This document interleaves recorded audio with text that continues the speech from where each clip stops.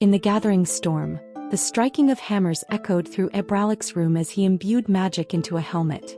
Upon completion, iridescent magic shimmered around the helmet that settled on a pink sheen that initiated psychic resonance into the helmet. A feeling of relief and euphoria washed over him as he placed it on his head. His eyes, once gold with ambition, swapped to a bright pink. He turned to Memoria and used its power on her. Most Thren helmets look ugly, but that actually looks cool. The drone thought as she hovered above him. Well, it works, Memoria. Thank you for being a real ally. I will always be here for you, she repeated in the voice of Credes. Speaking of, Ebralik stopped as he noticed the presence of two minds coming down the hallway. He slightly opened the door to see two crewmen who noticed his glowing eyes staring at them through the darkness.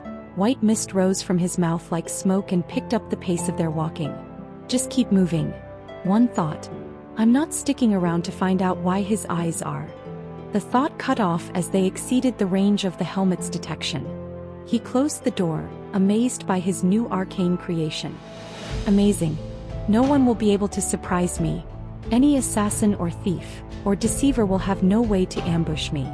Don't abuse your power. Memoria repeated in his father's voice. Memoria.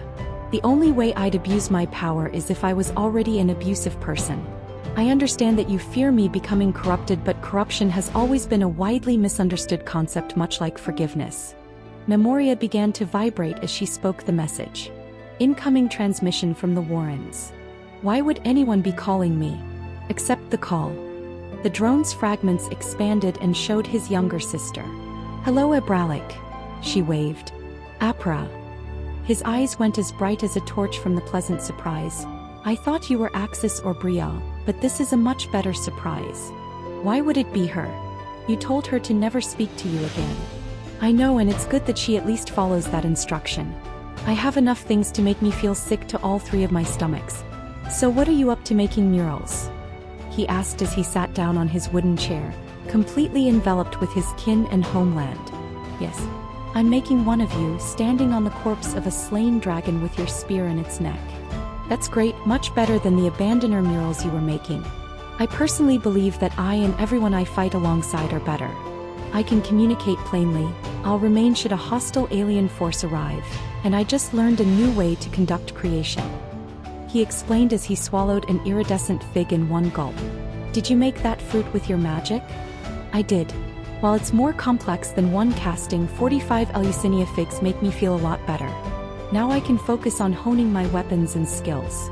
Perhaps you can hone your skills on the crewmates in sparring? No, they're too small and I think I made them uncomfortable. Weird, what makes them uncomfortable around a blue abyss with hostile monsters? Ebralik chuckled. Indeed. Well, make sure you live through the next big battle or you won't know how the exhibition went. Ebralik's pink eyes swapped to an excited green as he thought of the event that allows splicers to showcase new inventions. Oh right, the exhibition is coming up. Let me know how it goes. I will. I'll leave you to your work now.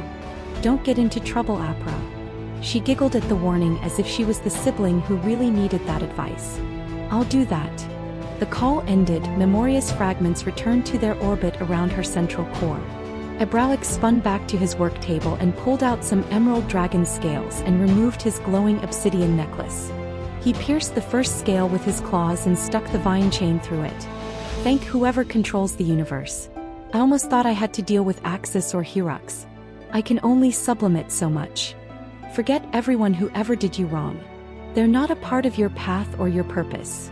The drone repeated in the voice of his grandfather. They wronged you in a way that can't be mended.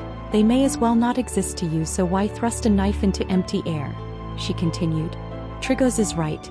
I have more stuff to look forward to. He etched the remaining scales in his keepsake and wrapped it around his neck. What do you think?